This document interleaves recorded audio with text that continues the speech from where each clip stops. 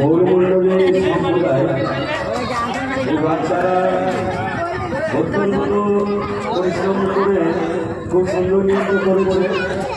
তাদের জন্য একটা ছোট প্রাইজ ওদের হাতে তুলে দিচ্ছি। তার জন্য একটু জোরে হাত তালি দিয়ে সহযোগিতা করে। আর এই আমার ভাই সাউন্ড,